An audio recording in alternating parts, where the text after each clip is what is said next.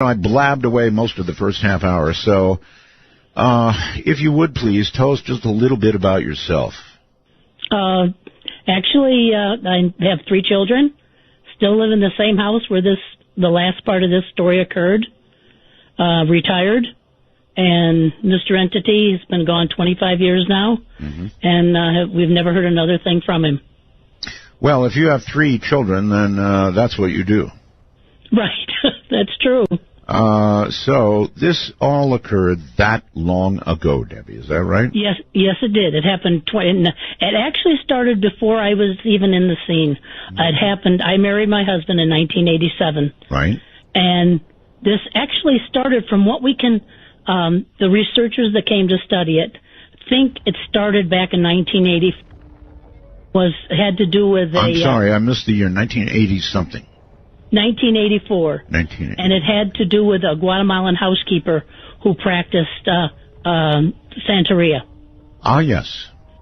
Okay, so who got her upset? Well, back in 1984, my husband's mother, her mother, his grandmother, had a stroke, and they hired a Guatemalan housekeeper to take care of her. Right. And she lived right next door to my mother-in-law and my husband. Right. And the Guatemalan housekeeper, very nice lady, I don't think, from what I've been told, did any of this on purpose. She was afraid that when she lost her job, when the grandmother died, she'd have to go back to Guatemala. I see. So I think she was trying to keep the grandmother alive as long as she could. And what happened is she opened some type of a door and allowed something to come in. Is this sort of all guesswork, or do you have any firm reason to believe that's what happened? It's partly guesswork, partly from what my mother-in-law found at the house. After her mother died and Juanita left the house, they went to clean it, and they found strange markings all through the house. They found candle wax, broken rosary beads, and blood and feathers. Oh. So from what they told the researchers that came to the new house, they believe that that's probably what happened. That's because they can think of no other way, why this started. Okay, but yeah, that's quite a bit. You said feathers and blood, and what else? Broken rosary beads, feathers, candle wax, and strange symbols all through the house. Okay, so there was practice going on in the house, no question about that. Right. Well, I do agree. I do certainly agree, Debbie, that when you dabble in such things, you do leave open the door for something you don't want as well as something you do want. Yes. Like I said, I don't believe she did this, anything to happen on purpose. She was just trying to keep the grandmother alive to save her job. Yeah, okay. But it didn't matter. Something evil did come through. Yeah, so I get that, but I read in the opening that Lee Moffitt was promised to him as a sacrifice hundreds of years ago. Right. Now, that's different than somebody practicing Santeria and calling the wrong thing across. Well, this is a story that, now the entity used to communicate with us by writing on a mirror with soap. Really? And it would write from morning, noon, and night. And it told me the story of, because one of the times I asked it, why are you doing this? Why are you here? And it told me why it wanted Lee. Okay. That he was in, not now, I don't mean in physical form, but he was in a monastery way back in the 1600s. And some of the monks there practiced Satanism, and they promised him a blood sacrifice. And it never came to fruition. And the lady, she wasn't sacrificed, but he believed because she was promised to him, Lee, in a past life, now she still belonged to him. And now he found her and he came to collect her. Okay, I want to be straight about this. Lee, or Lee to be, was promised in a past life to this demon. Right.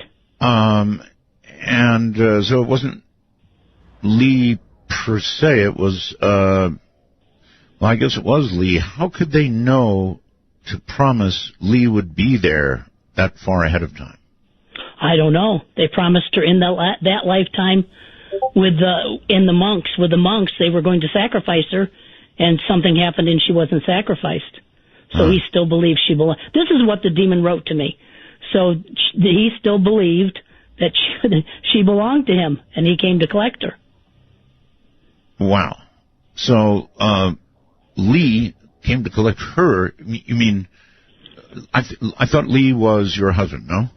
No, Lee is my mother-in-law. Your mother-in-law, okay. No, I'm sorry. My husband's mother. I'll get it all straight. It's a complicated story. Okay. All right. So that Lee, the mother-in-law, was promised to this demon in a previous life. In other words, some kind of, almost like a curse, I guess? I guess so, yeah. In other words, don't take me, but you can take somebody in a lifetime or two or three, or whatever, somewhere down the line in my lineage. Yeah, right. From what I understand, it was her. He gave the impression that it was her, that this was a previous life of hers. Okay. That would make sense. But one would imagine there was a deal cut. In other words, don't take me, take somebody from my lineage somewhere down the line. I don't know. I don't know is a good answer. Yeah. I don't know. You know what? There are so many things about this to this day that I still don't know. I'm glad you're saying I don't know. Listen, I really worry when somebody comes on the show with me, Deborah, and gives me an answer to everything I ask. When I hear somebody finally say, I don't know, I love it. It gives credibility to the story.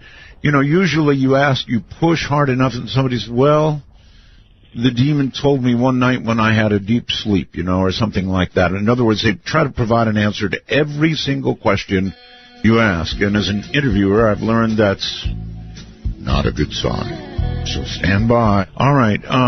So I would assume then, that long ago, your children were about what age when this began? When this began, my one son had just been born in 1987. Right. And then the other two were born in 1990. They're twins. Oh. So until this came out in 2014, they knew nothing about it. We had never spoke about it in the house. So I had to tell them about it before I even wrote a book about it. Okay. And here we go. We're now going to begin to get about it, what really happened. This is so well documented, all of this. I know that, for example, somebody I trust implicitly was there with you, Dr. Evelyn Paglini, who helped you out, I guess, substantially. You can confirm that, right? Dr. Evelyn Paglini was awesome. She was a wonderful lady. Okay. I mean, when she came to the house, she came in with such courage and such confidence. That was Evelyn. Look at her, I thought, we're saved. This lady's going to save us. If anybody could, she'd be the one. The Warrens, were the Warrens also involved somehow? And Lorraine Warren came. Really? Yes. But I guess Evelyn Paglini helped out a bit more? She couldn't get rid of it. Couldn't get rid of tried. it? Wow. No. Wow. And the entity hated Dr. Paglini. I can imagine. He absolutely hated Dr. Paglini. He every minute was writing nasty things about her, vulgar things about her on the mirror. But she told us, I can't get rid of this. She said, it's too powerful. It's ancient, it's old, and I can't get rid of it. Let me tell you, for Dr. Paglini, that's one hell of a statement. Yeah, I know it, because I thought she'd be the one. But she said, she was actually worried for my mother-in-law's life. Oh, yes. She said, I can suggest something to do. Whether you do it or not, it's up to you. She said, this deity, she called it an ancient deity, or she never really called it a demon, and she called it more of a deity. Okay. She said, if you take one room upstairs and empty it and give it the room and pay homage to this won't hurt you, and it'll actually make your life better. She said, because I can't get rid of it, and I don't know if your mother-in-law can be saved. So, oh, good Lord. That's what she suggested. Wow. Okay. Let us now go back to the very first thing, and you're still in the same house, right? Well, see, it started at a different house. Oh, it began. All right. So at this different house, located where? In what?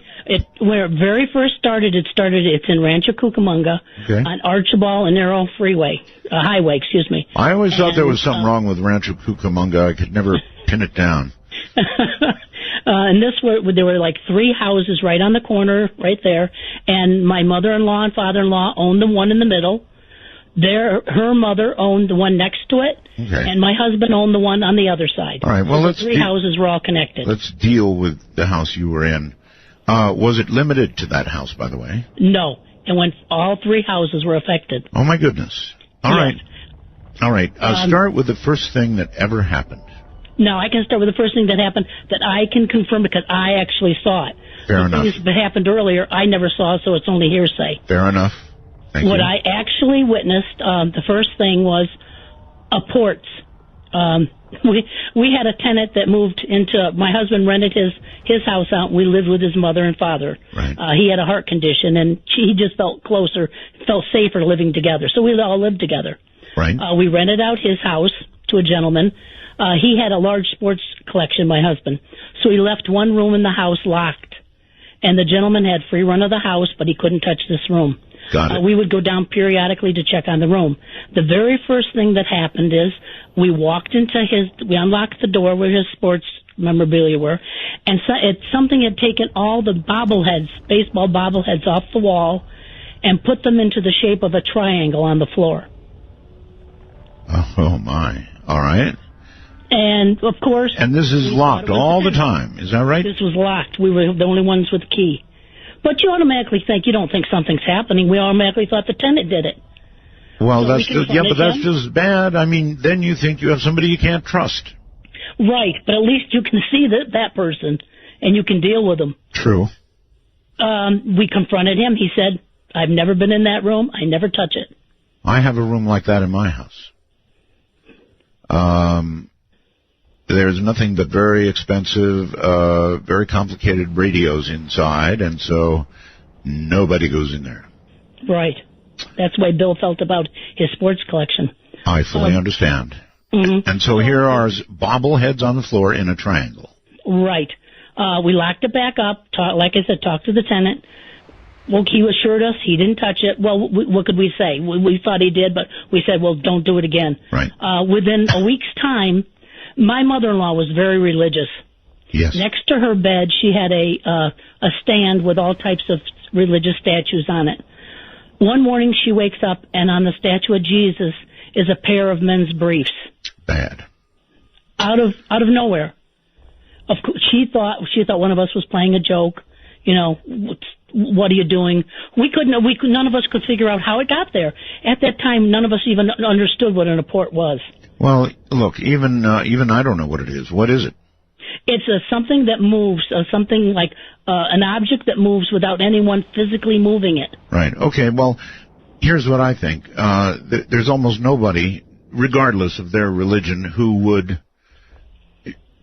would do something like that. I mean, it's just so highly disrespectful. I can't imagine. Of course, I don't know your family, but I can't imagine anybody would hang some underwear on a cross. No way. No. She was very upset, and it progressed from there. Pretty soon we started getting all kinds of different clothing on her statues. Then we couldn't figure out where they were coming from. Then we started getting mail and receipts, and they were all coming from the tenant. They were coming from the house next door. Receipts? You mean he was buying stuff? Sure, there were like receipts where he bought some clothes, and he had a receipt for them. Yeah. And they'd end up on her chest by her religious statues. I see. So it started all around religious artifacts. Right. We went down to a house. It's very hard to explain to the man, listen, we have your things up at our house. You can't do that. He'd think we took the things from his house. Was that his underwear? Yes. Oh, good Lord. It was his. I don't know for sure. You know, at the beginning of that, I would, as a woman, and I'm not, I'd have reason to worry. If another man's underwear shows up on the cross over my bed or near it. Well, sure. I mean, at this point, they're probably I don't know what you're thinking. You're thinking somebody broke in? Right, that was another theory my mother-in-law thought. Maybe somebody came in when we weren't here. Right. Because, you don't go to the supernatural, you go to reality. Of course. You try to justify things. Of course. But we couldn't. There was just nothing that we just didn't know what was going on. Went back down to the house like a couple weeks later, and he wasn't home, and we noticed over all the light fixtures where you click the lights on and off. Yes. Someone had made strange symbols, and it looked like they were drawn in crayon. Well, So, now you did have children in the house, of course. No. My children, my one son was only like a month old. Oh, okay. That was it. I don't and imagine him slithering out of his... No. No. Okay. And this gentleman was all alone. Gotcha. So then within a few weeks, the gentleman said, I'm leaving. Don't blame Didn't him. give us a reason why. He just said, I'm going. And he told us that on Friday, and by Sunday he was gone. Okay, so I would guess that he was experiencing things over there or tired of getting accused of doing things over there. Right, that's what I think too. He wouldn't talk about anything. He just left, so he was gone. Okay. We went when he left up to the house to look at it to see what needed to be cleaned to re-rent it. Right. My husband goes in his room. I stood in the living room looking around, seeing what needed to be cleaned. There was a long shelf on the top of the wall, ran the whole length of the living room with all kinds of knickknacks. Right. I looked at it, and then I looked back, and I looked again at it within like a blink of an eye. Every single thing on that shelf was turned backwards within a blink of an eye. Oh, bad. My husband came out. I said, you're not going to believe this. And he didn't. He said, no, you didn't see it right to begin with. They were all turned backwards. Maybe this man had problems. He did these weird things. So just let it go. So I knew, though, what I saw. Right. That's right. I understand. You know what you see, and what you see is what you saw. Right. Simple as that. We made plans to come back the next day to start cleaning. He kept the place pretty good, but it needed to be cleaned. We came in, we walked in the door. In the middle of the living room was a lamp from the bedroom sitting in the middle of the floor. Ay, ay, ay. And I just looked, and my husband said, oh, somebody must have came in the house. Because he wouldn't want to believe. He was so afraid of the paranormal, he wouldn't want to believe something paranormal was happening. So he would try to make excuses what was happening. Most normal people would. Yeah. So we put that lamp back. We went into the kitchen. Went in the kitchen probably for 2 minutes.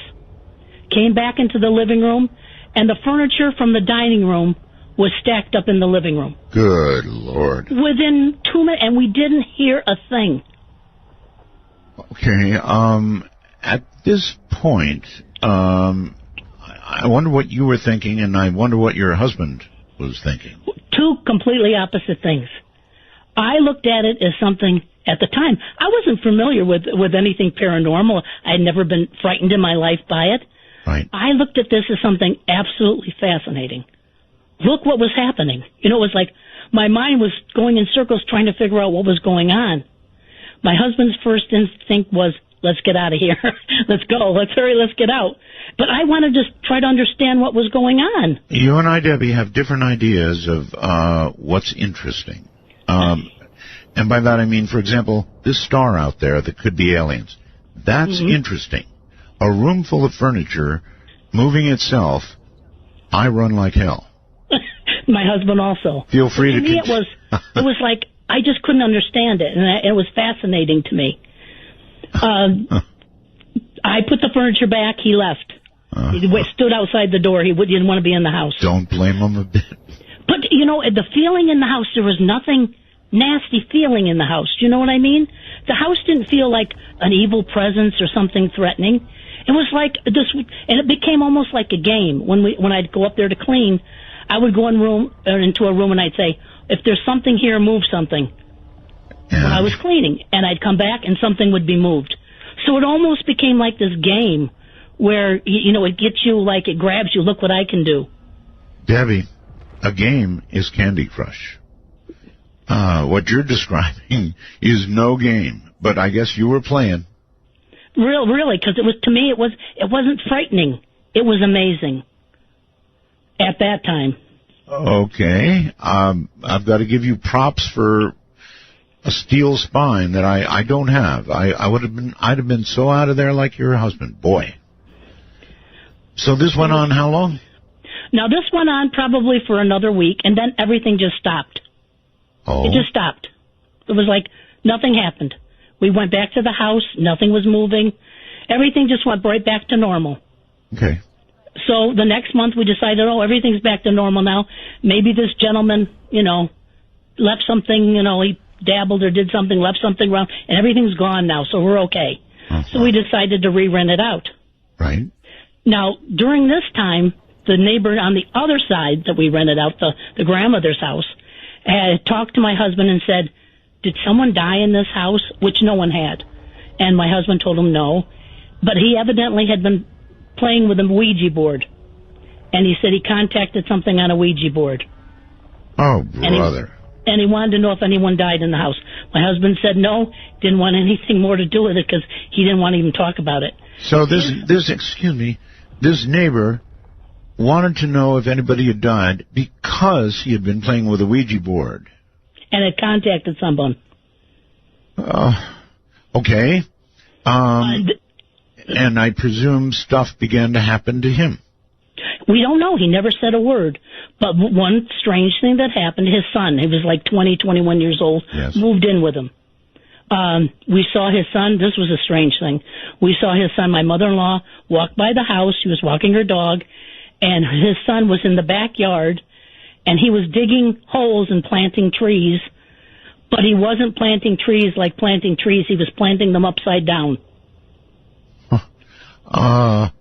Okay. Yeah.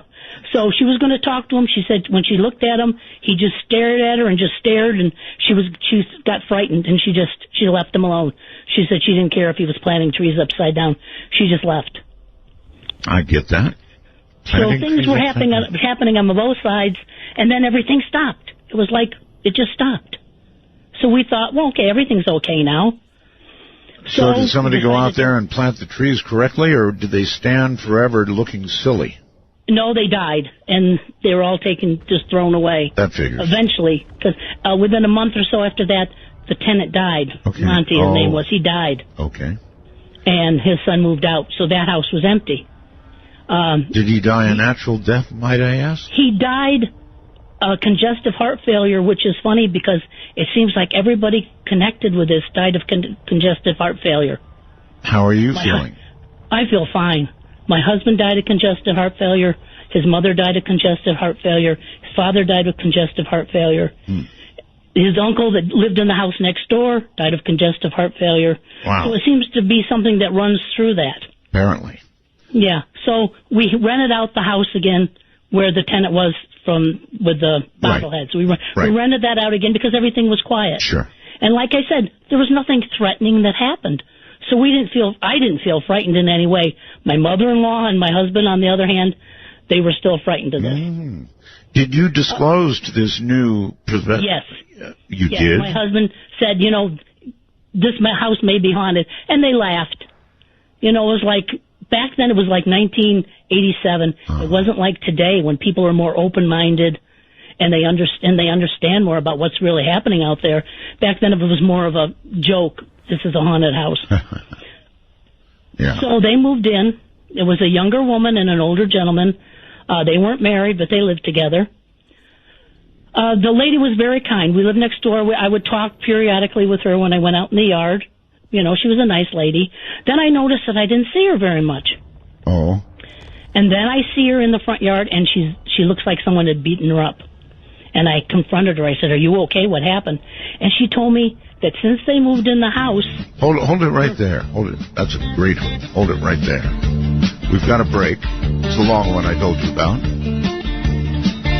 What do you think she said? I'm Art Bell. You get a shiver in the dark. It's raining in the park. Meantime, sound of the river, you stop and you hold. You know that I'll never leave.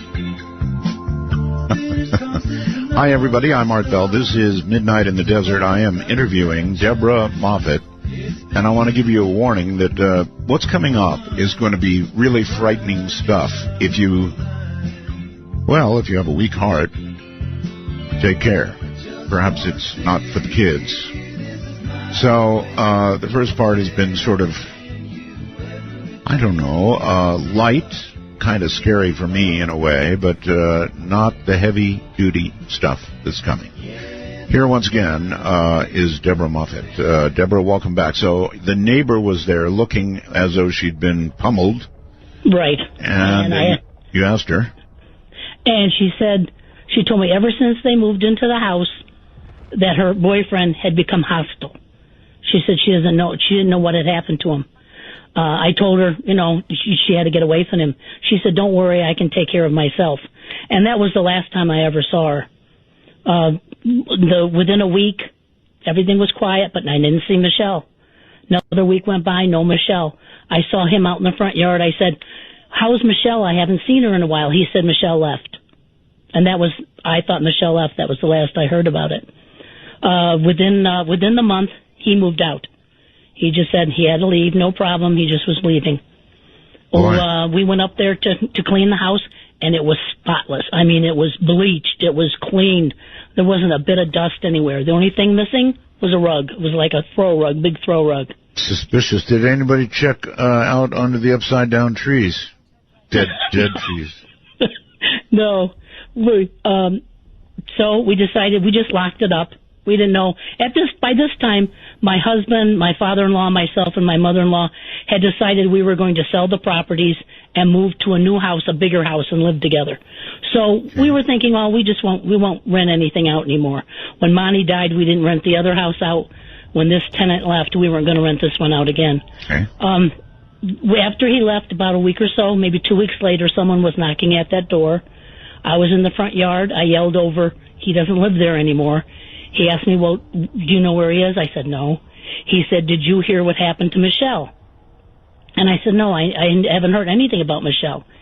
He said they found Michelle beaten to death, wrapped in a rug in a landfill. Oh, my God. Now, I was in shock because I didn't know if this was, first of all, I didn't know if it was true. I hadn't heard anything about it on the news or in the newspapers. It was just what this gentleman was telling me. And also I remembered her saying how the gentleman, her boyfriend changed when he moved into the house. So I remember going home and telling everybody in the house what had happened. And I said, do you think we should call the police and explain, what happened? And no, they said, we don't even know if this really happened. How do we know this man was even telling us the truth? So I don't know if that had actually happened to Michelle or it didn't. It's just what the gentleman told me. But to me, that was rather scary because at that point, it changed from something that was non-threatening to something that maybe was very evil. Maybe. But it would have been possible, Debbie, to go to either the police or a local newspaper and find out if that, after all, if somebody's found in a landfill in a rug, dead, that's going to be a story. That's what I thought the same thing. But like I told him, my husband was the type, he read every newspaper, watched all the news. He said he hadn't heard a thing about it. So I don't know if that was true or if that wasn't true. And pretty weird comment to make either way. Right. It just put a lot of, it made me frightened at that point of what this thing could do if it was real. Right, okay. You could even at this stage, even today, you could go back and find out if such thing had happened, I'm sure. Yeah, you know what? That would be interesting to do, to find out, because sure would. Michelle was a nice lady. It's not a light comment you just drop on somebody. He must have had some knowledge. Where would it come out of the blue? There had to be some fact. Stories always have based on some fact.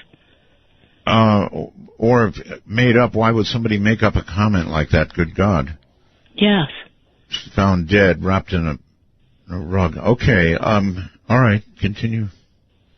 So we left both houses empty. We found a new place to live. It was like 10 miles up the hill from where we lived. All right. And so we were moving very slowly. They put the property on the market, and we were moving our possessions very slowly up into the new house. The very last day we were there at the house, my mother-in-law and I were alone. And for us, this is when it really became hostile towards us. Everyone was gone. My mother-in-law and I were in the back bedroom. We were getting the last of her things, and there was one box. And all of a sudden from the kitchen, we hear almost like an explosion. We run to the kitchen, and the entity or whatever, what happened, all the cupboards had been just ripped off the walls. Off the walls? Off the walls. There were pieces of them were lying all over the cupboard, all over the floor in the kitchen. Oh, Debbie. Yeah, then we hear glass breaking. We go back into the bedroom to see what happened, and it blew out all the windows in the back bedroom. Oh, my God. And I remember grabbing my mother-in-law by the arm, and we just ran out of the house and got in the car. And did what? I mean, in the car, sure, for a while, shaking, We probably. Just sat there. My mother-in-law was shaking. She was so frightened. That I get.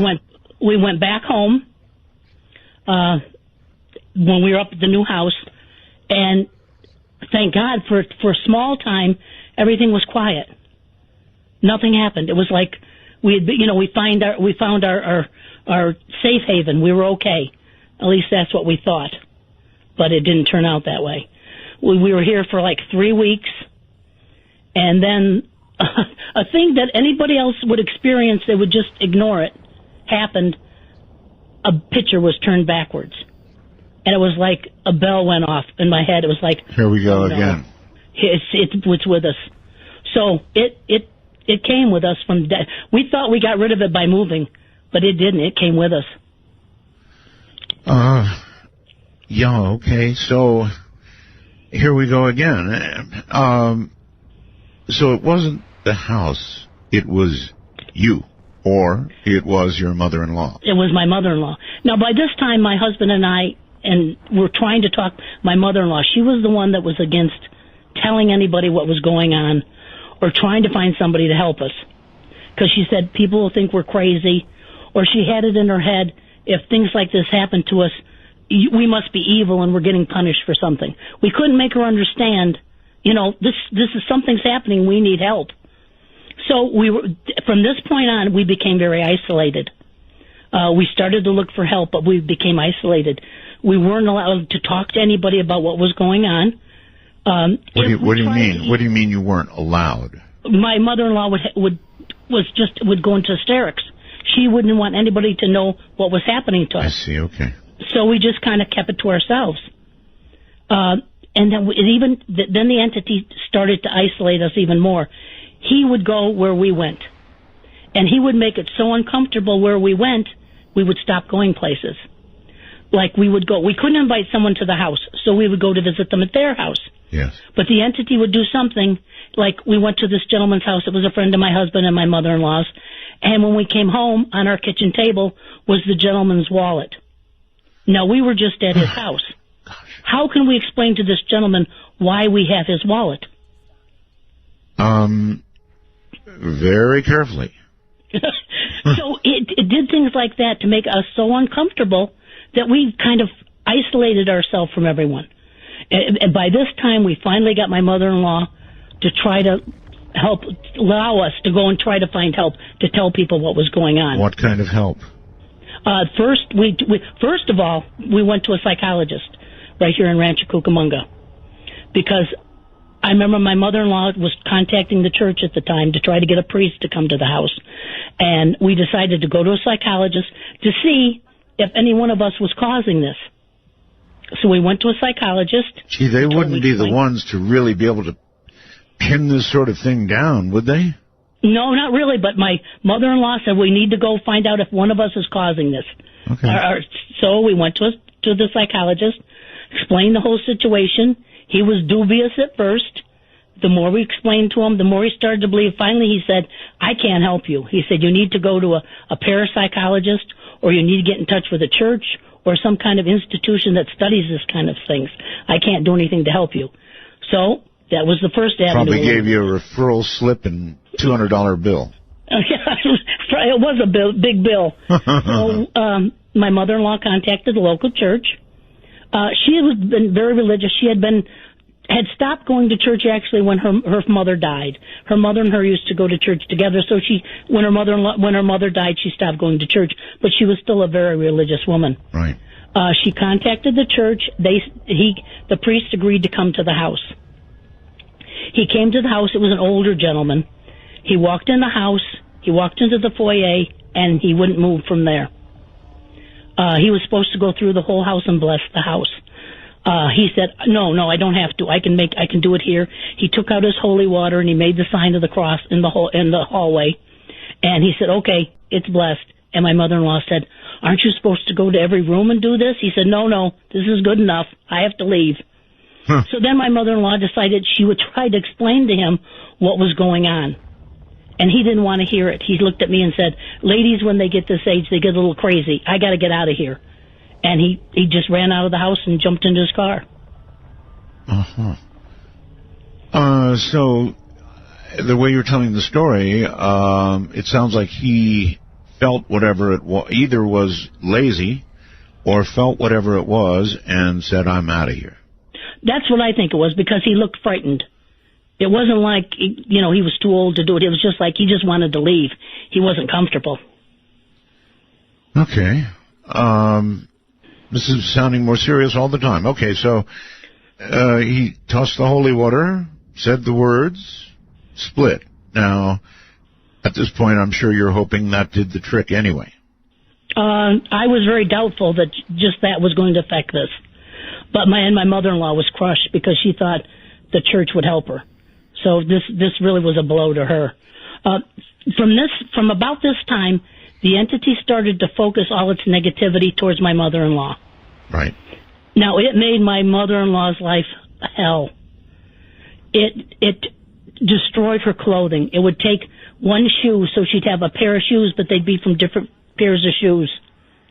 It would take her money, her wallet. It would destroy her credit cards, her license. She couldn't own anything. She couldn't have anything on her. Her purse, it would hide. Her glasses, she had a very bad eyesight. It would take her glasses, so she was constantly having to buy new glasses. All right, I don't mean to be insensitive, but I've got to ask this. You remember what the priest said, right? Sometimes older ladies, particularly if they're scared or just because they're older, I mean, we all begin to change, right? So are you confident that the mother-in-law was of sane mind and... Yes. Other than being scared, I get that, and who wouldn't my be? My mother-in-law was an old-world Italian lady, as smart as they come. Okay. And she was just frightened, but she was sane. Okay. And, I mean, I would see she'd go to her purse to try to get something, and she'd pull out money, it'd be all cut to pieces. Or she'd pull out her credit card, and it'd be sliced in pieces. So it just tormented her. In the new house, it was quite large. She had a bedroom upstairs with my father-in-law, and it had its own bathroom and a sitting room upstairs. We had a master bedroom downstairs, which was a little bit further away from them. Okay. And another thing it liked to do was knives. It would bring knives. Now, these knives weren't our knives. I don't know where the knives came from. He just imported them. He would stick them through the bottom of chairs. It would be the chair that she would sit in, so that if she sat, she'd sit on a knife. See, there's a message in that. A fairly clear message. That would, it would be. I get messages. If that started to happen to me, I don't know. I'd question my wife and my daughter. But if I realized that this was happening, from something like this, I don't know what well, actually, I don't know what you can do. You apparently can't move because it follows you. Right. You can't stop it because it's not human.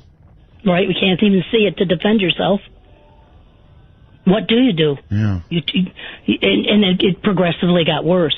I mean, she'd go to bed at night and it would put knives in the pillow. So it got to the point where I'd have to be with her, and we'd go wherever. If she was going to sit down, we used to have to look before she'd sit so she could sit down safely. The next thing that happened to me was the most amazing thing. All these other things were just torment. But the next thing to me was amazing. It started to write on the mirror with soap. Okay. And What did it... Upstairs in her bedroom. What? In the bathroom of her bedroom. What is the first thing you saw?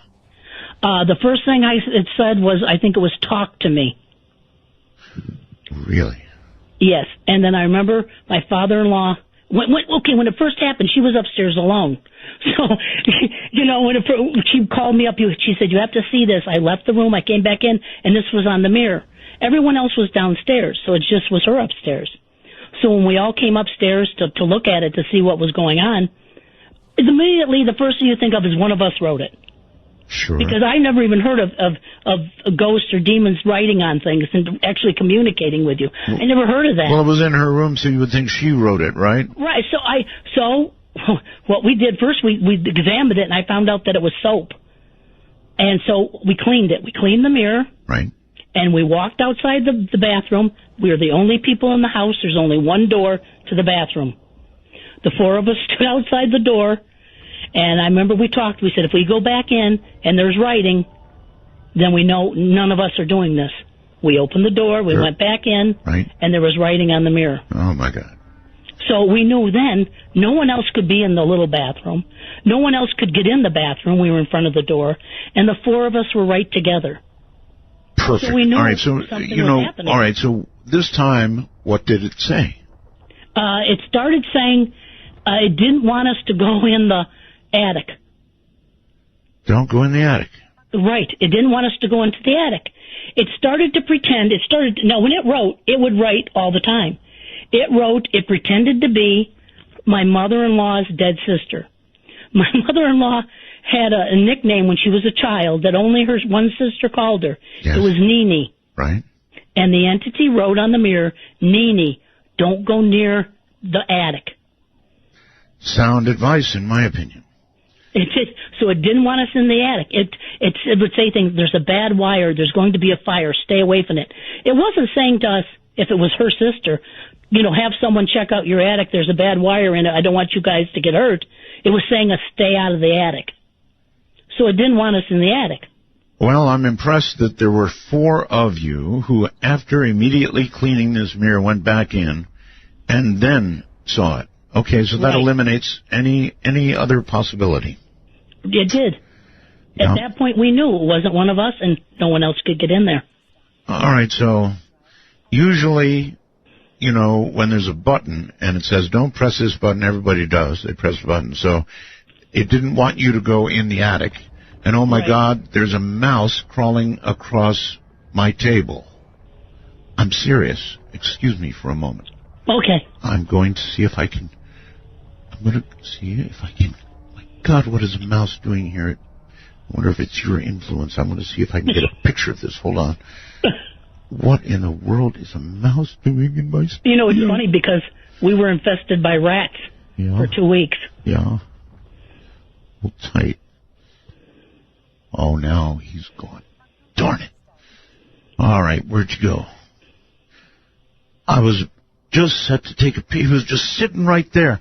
I'm sorry, Debbie. I'm really sorry. You're in the middle of this story, and I'm talking about a mouse. Where did he go? Okay, let's continue with the story, Debbie. I'll keep an eye out for the little guy. Okay. I hope it has nothing to do with your story. I hope so. Please continue. So my father-in-law, we stood there. My father-in-law one time asked it what its name was. Yes. And it wrote Prince. It wanted to be called Prince. Prince. Prince. Okay. At this point, apparently, he was, I don't know, getting used to this to the point he could do something like that, ask a question. At this point, other than that, the time when it answered that, for the first, year, it didn't communicate with us. More so, it spoke at us. It wouldn't respond to what we were asking it. It would tell us things it wanted us to do, things we weren't supposed to do. It almost became our we were almost held captive. Was it like bad things it was telling you? I mean, give me an idea. It was bad things, but it would, it would say, don't go in the attic, don't do this, don't bring anybody to the house. If my mother-in-law and father-in-law had to go somewhere, if they didn't ask the entity, say they were going to go, it would destroy the car so they couldn't go. It had such power, it stopped us from doing some of the things we wanted to do. It would break windshields, break headlights. It was the most... You can't believe the feeling of almost being held captive in your own house. This is very serious damage, for one thing. It destroyed the house. The entity had a symbol. It was a triangle, and it had a tail coming out the bottom. And it carved this symbol in the walls. It burned them in the walls. It cut pieces, like 4 or 5 foot pieces of rug out in the symbol. It literally destroyed our house. Every day was putting our house back together. That's incredible.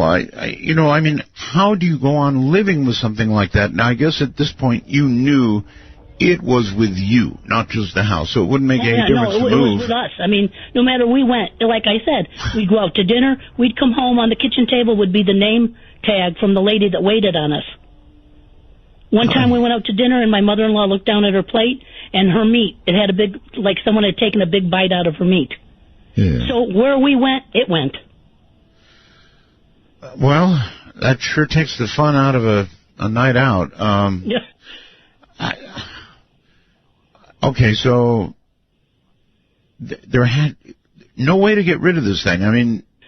I would have tried another priest. I don't know what. We tried everything. We called Lloyd Arbach. He was in charge. He had a paranormal organization. I know him. Yes. Yeah, he sent Chris Chacon out. And I remember Chris Chacon came out, and he had, at that time, I've never seen one before, one of those meters, EMF meters or whatever it is. Yes, uh-huh. And he went through the house, and he checked it with that and everything. And when he was done, he couldn't do anything, he said. I said, well, what is it? What's going on? And he said to me, very, very nice gentleman, he said, there's some things in this world you're never going to understand. And that was all they could do for us. Did he Everyone that came, and we called... there was no one we didn't try. We tried musicians. We tried people that practice Wiccan. We tried, we went to Thelma Moss. She sent out Carrie Gaynor because she wasn't doing it at the time. Uh-huh. He came to try to help us. No one could get rid of it. They would say, we'll pray for you. We had religious people come out, we'll pray for you. But no one could help us. Well, okay. I'm lost. What at this point? What does anybody do? You mentioned he had a meter. Did anything register on the meter? He didn't tell me anything. All he would tell me was, there's some things in this world you're never going to understand. All right. Well, I know Lloyd, so I'll talk to him about it. Yeah. But obviously, Lloyd Arbach, very nice man. Nice. He was, very nice man. I'm trying to think of we had, like I said, people from all over. We even wrote to people in different countries. In Brazil, there was a gentleman that worked with these things. We contacted him. He told us to contact the Warrens. But before we contacted the Warrens, we had other people come out. We had this is the time I saw it show itself, or at least use something to show itself. 2 shamans came out to the house. Very nice people. They came out. By this time, the entity had destroyed my mother-in-law's room upstairs to the extent, and it was felt so dangerous now. We all moved in together into the master suite downstairs. Huddling together. Yeah. So now downstairs we have, thank goodness it's a really large room, has a sitting room, so we had beds in there, and we had bed in the other part. So we all stayed together. At night, we didn't go apart. My mother-in-law very rarely even walked through the house by herself. Don't blame you a bit. No, I think any group of people would be so terrorized. Yes, you can do nothing. There is nothing, literally, you can do. So you try to survive. Right. That's what you do. You try to survive the best you can. It got to the point where she'd be sitting in a chair. She'd turn next door, and next to her would be a knife sticking right next to her in the wall. Oh, my God. And these weren't our knives.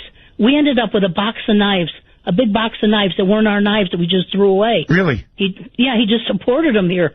So you saved them? We had them in a box, and we threw them away after about a year when the box got filled. We just threw them away. You had a box full of knives? Yeah, and they weren't our knives. And there were all kinds of knives, old knives, new knives. So, at this point, you had no idea. Well, you were in discussions with this thing, right? I mean, obviously. Up to a point, we weren't, because in a way, like I said at the beginning, for the first year or so, he talked at us. He wouldn't really communicate with us.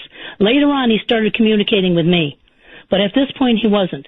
Like, the last thing was, like, before the spear came. I'll talk to you about the spear. But before they came, the Indians came. The shamans came. Indians, yeah, okay. Shamans. Very nice people. They really tried to help us. There were 2 shamans came, a female and a male. And I went with them upstairs. Now, no one was upstairs. The entity took over the upstairs. It became his upstairs. Okay. You could feel it if you started going up the steps. You'd get halfway up the steps, and it was like something would just tell you no, and you want to come back down the steps. You just left it alone. So we didn't use the upstairs for like 6 years. Good Lord. He went, the 2 shamans went upstairs. They asked me to come with them. I went with them.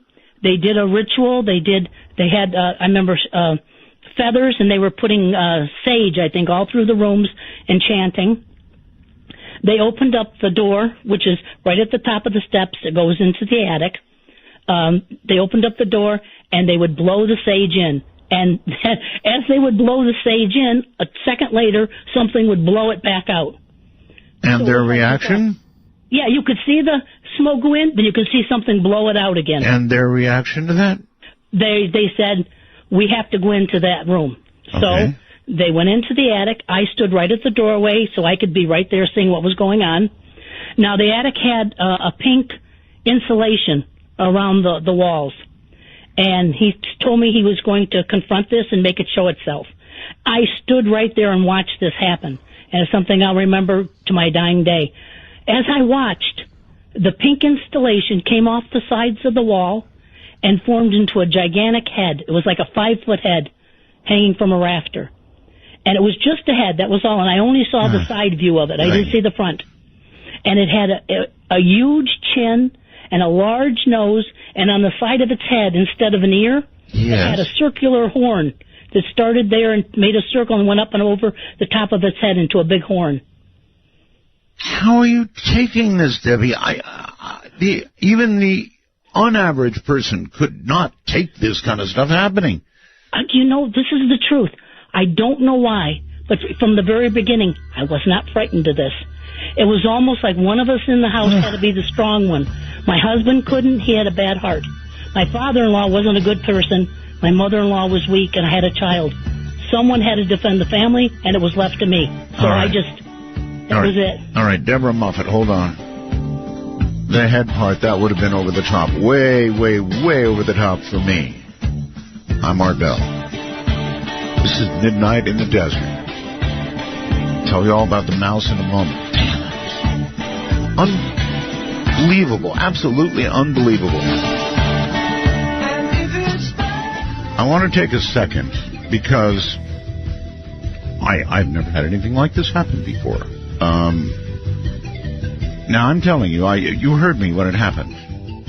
I just took a picture and I sent it to Keith. Now, it's not of the mouse because the mouse is vanished, gone. Here's the way it came down.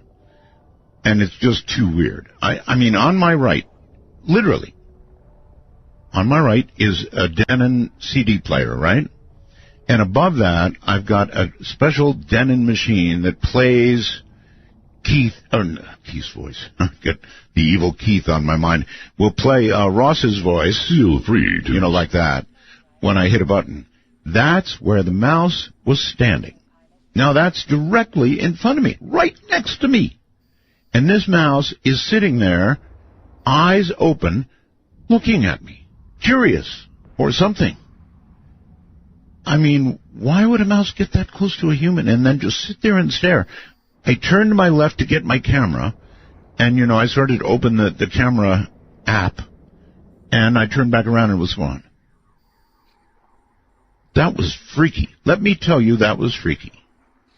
That mouse I'm going to name Abby. I need to do something with the name Abby. Oh, God, I wonder where it is. what was weird about it is, A, it was so close to me. B, it could have set off Ross's voice. It was just standing there. And C, it was staring at me. I'm telling you. I looked it right in the eyes. It looked at me. I know. Too much, right? But it happened, and I had to get that off my chest. So anyway, I sent a picture to Keith of the equipment I'm talking about, and he's going to post it up there, I think. So you can take a look. You'll see how close this is to me. It's right here. I could have, well, if I'd been fast and had the guts, I could have grabbed him with my hand. That's how close he was. But the little sucker was staring at me. All right.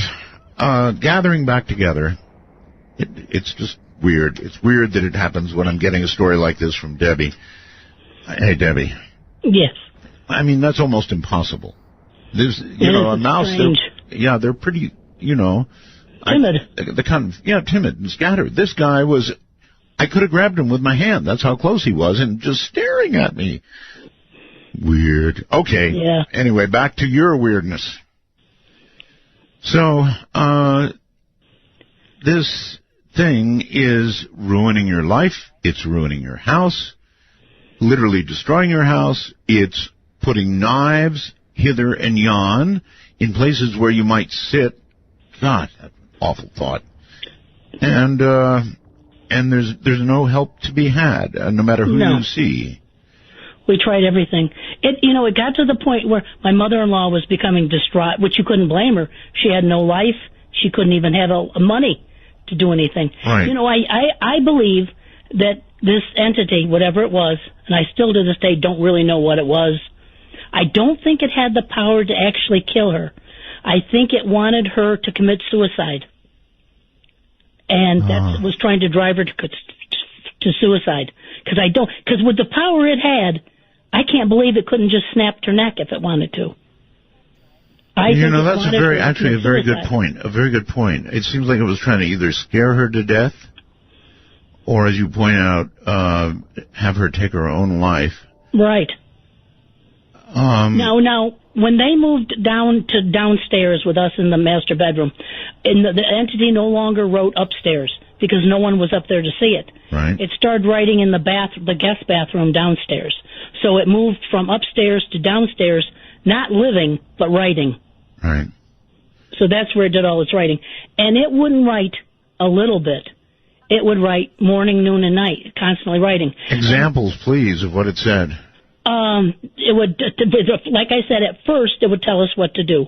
How it changed was like this. This was after like 2 years of going through this constant terror, especially with my mother-in-law. And it got to the point it was just too much. Then something happened. The entity locked her in the pantry. She got up to get some paper towels. It locked her in the pantry, and it did grab her by the throat and throttled her. Now, like I said, with its strength and its power, it could have killed her if it wanted to, but it didn't. But it did leave marks on her throat.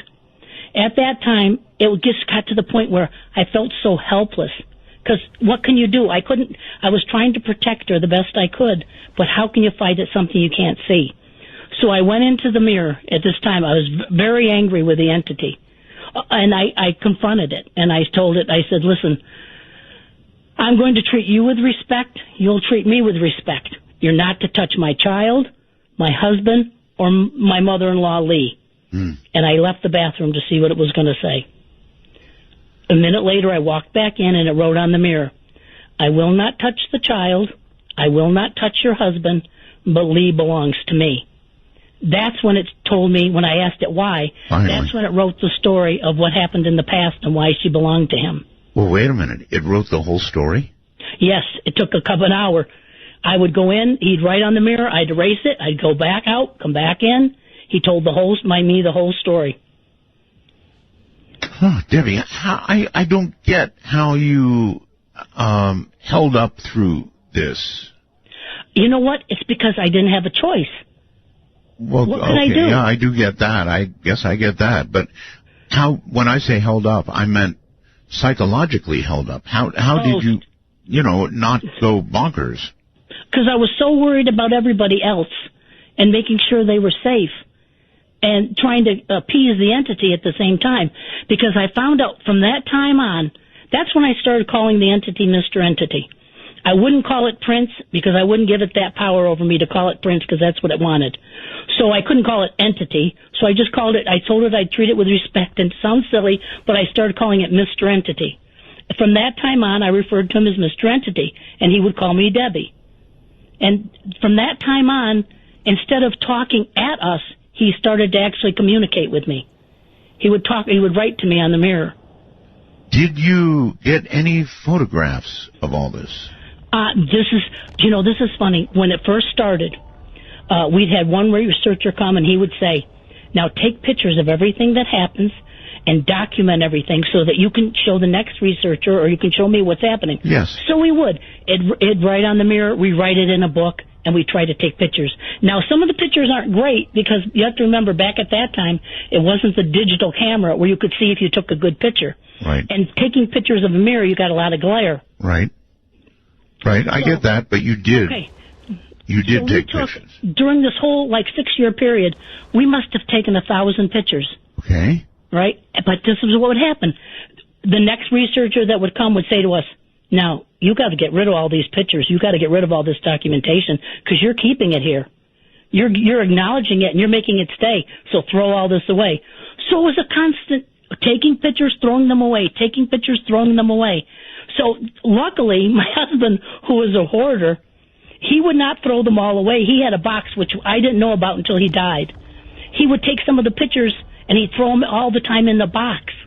So I have over 200 pictures, 250 pictures of the demon writing and the things that happened with the negatives. So I have a box full of those, but they're not all the pictures because we threw most of them away. Yeah, but it would be enough. Yeah. It would be enough. In the book, The Unwelcome. That's why I actually wrote the second book. Because the second book, actually, I just wanted to show people the pictures. There's over 100 pictures in that book of what went on. And that's what's so fascinating. Even me, who went through it. See, for 25 years we hid it because once it left, we decided we're not going to talk about it because people said, well, don't talk about it because you'll bring it back. So we didn't want it to come back. So we never, for 25 years, we made a vow. We never spoke to a person about it. No one ever knew anything about it. Even my kids didn't know about it. You said, you indicated that something strange happened. Well, go ahead. Your husband died? My husband died, and I was cleaning out the closet, and I found the box in the back of the closet. Right. And I opened it up, and it was full of the pictures from the demon. Okay, and those are in your book? Yeah. Just 100 of them. I have hundreds more. You have 100 pictures in the book. That's pretty darn good, I'd say. Yeah, I wanted people to see it. I wanted people to realize that, this happened. Look what it did. Look how it communicated. Okay, your books are A Deadly Haunting and Unwelcome. Now the Deadly Haunting is the fiction version. It's based on the true story, but it's more fictionalized. But 95% of it's accurate. Okay. I wrote Unwelcome because I wanted everything to be the truth. I wanted people to know just what happened, and I wanted to show the pictures. Oh, all right. Now, you indicate that something happened involving animals. What was that? Oh, this is very sad for me to talk about because the entity killed our animals. When we left the first houses down on the other street, we left our dog down there the last night. We were going to pick him up in the morning because we had no place to put him. Right. And we had wrought iron gates. And the entity took the dog, and he actually pulled the dog, a pit bull, big, heavy pit bull. It actually pulled it through one of the 3-4-inch wrought iron slots. Oh, my God. So half the dog was on one side and half was on the other. Oh, my God. And I could cry when I even think about it, why we left that dog there. I remember saying, please, let's take him. No, he'll be okay one night. We'll pick him up tomorrow. And he wasn't. It's so sad. It was just... All right, you did contact Ed and Lorraine Warren, right? Right. I contacted Ed and Lorraine Warren. What did they do? They were very nice people. They came out. This was back in, 88, I think, or was it 89? The beginning of 89. It was in February of 89, I think it was. Right. They were very nice people. I contacted them. They said they were coming out to California to have some kind of convention or something with a friend of theirs.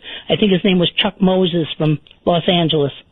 Okay. And so they said they would stop and try and see if they could help us. Ed Warren was, you could sit and talk to him for hours. He was such a very kind, nice man. Lorraine was a little different. She's a little standoffish, a little reserved, but they were both very nice. I remember they came into the house. Now, whenever the entity did something, very few times did you actually ever get to see it. It's like you had to turn your back or blink an eye before it happened. And this is one of the things I actually saw. When Lorraine came into the room, she walked by a toy box, and the toy box slid right out in front of her. So I actually saw that. And that was one of the rare times it did something in front of someone. Okay. So the Warrens tried, but no luck. They came, we all sat down. She said, I'm going to walk through the house.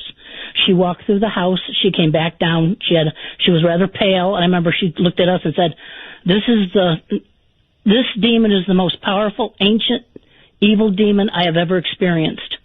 She said, this is bad. I remember turning dead and saying, this is bad, Ed. This is really bad. Of course, my mother-in-law almost passed out when she heard this because it really scared her. They told us they didn't have any contacts in California, someone who could come and help us other than them. Right. And so they decided, Ed said he would do a rite of provocation. Oh, I don't know what that is. I really don't know either. It's just he kind of confronted the demon. But, Okay. at the time, I think there was more than one thing in the house. Because you got the feeling there was one strong thing and maybe some other things that weren't quite as powerful. But there was like one main thing that was the bad one. And I remember they went in and we all sat in a circle.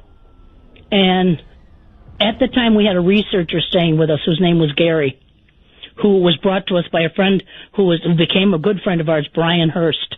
Mm-hmm. He tried to help us. He was a medium in Los Angeles, a quite famous medium. He tried to help us. He wouldn't go into trance in the house because he said it was just too dangerous, but he did try to get people to come and help us. And he brought Gary. Gary was a researcher. He was staying with us, and the entity just hated Gary. He would torment Gary as much as he tormented my mother-in-law. So we sat in a circle, and Ed and Lorraine brought a gentleman, I think his name was Kevin, who videotaped everything. He videotaped it. And I remember we were sitting in the living room, and Ed did prayers, and he did some other kinds of things, and then he called forth the demon. Now, my father-in-law was sitting right next to me, and I remember my father-in-law started to change. Excuse me. I don't mean literally change into a monster, but there was subtle changes. His arm curled up to his chest. His back started to bend forward, so he kind of leaned forward. Wow. And he kind of became something different than what he was. And he stood up, and he walked towards Ed, and he dragged his one leg, and he went towards Ed. And when Ed saw him coming towards him, he got frightened, and he held up a little piece of wood he had, and he said, "This is a holy relic from the cross. You can't harm me." And my father-in-law, in a voice that was completely different than his, but his voice, said, "I'm going to bite your hand off and take your hand in that wood and chew it up and spit it in your face." And then all of a sudden, my father-in-law turned around, walked back in the couch, sat down on the couch, and went back to normal. This is a horror movie. It is. It's like anything that ever... we had, I don't mention the things like the smells and the pounding and the banging, because they seem so non-consequential compared to the other things that happened. Right. But we had all that. We had, for 2 weeks, we had, rats infesting. They were so bad that in the pantry, you'd open the door, and they'd be hanging upside down, swinging in the pantry. Really? We had birds for over a week that would bombard our windows in the bedroom. I wish you hadn't told the rat story. I'm still looking for that thing. Rats. Wonderful. Rats. Hanging upside down. Hanging upside down, just swinging. And they wouldn't move. You'd go in and you'd look at them, and they'd just look at you. It was like they weren't afraid of you. Now you're scaring me, Debbie, because you're doing this on purpose, aren't you? So Mr. Entity, I remember asking Mr. Entity, it got to the point when I would communicate, if I communicated with Mr. Entity, yes, and he loved to talk, I would go in and talk to him all the time. If I talked to him, he wouldn't be as destructive. It's like he was using his energy to communicate instead of destroy the house. Now, you're serious? Are you really serious about the rats just staring at you? I swear to you, they just would stare at you. They wouldn't run. They just look at you. And we'd have to back. I remember backing out of the pantry with Mom. We'd say, oh, my God. And then, my father-in-law said, don't worry. He said, I'll go get rat poison. And Mr. Entity wrote on the mirror, if you get rat poison, not only the rats will get the poison. Oh, my God. See, this is what he did. He would threaten us, but then he would back up his threats. He wanted us to bring a gentleman here who had come to the house before, who he said he had known in a past life. And he said if we didn't bring him, something bad would happen. Well, we didn't want to bring this gentleman back to the house. It wasn't the type of person we wanted to bring back to the house. Yeah. So he killed another dog. So see, that's what he did. What could we do? How can you fight that?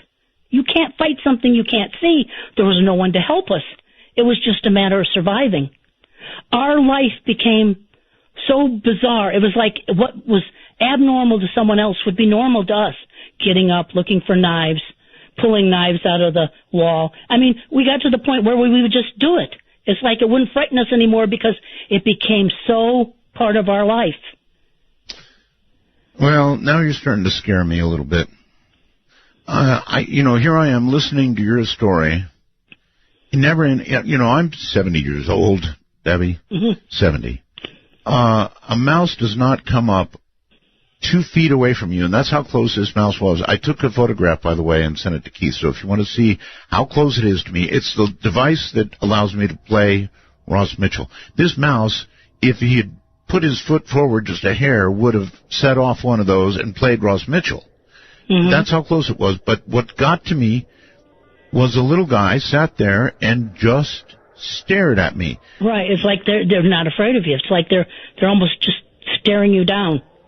Well, yes, that's never happened in my 70 years, Debbie, and here you are telling this story tonight, and you get to rats staring at you. Yeah. Yeah. So you're freaking me out a little bit now. When we come back, I want to sort of finish up, and then I want to begin to take some calls. Would you mind doing that? Oh, certainly. I'd enjoy it. All right. What a night this has been. And if she had not come to the story on the rats, I would have been I'd be feeling a lot better right now. I'm telling you, I've never had anything like that happen in my life. They run. They should be afraid of us, right? This guy was staring straight at me. And that must have gone on for 10 to 15 seconds or so before I turned around to get the camera. iPhone 6 with the camera. Then he was gone. Shouldn't say he. I named her Abby, right? Ay. This is Midnight in the Desert.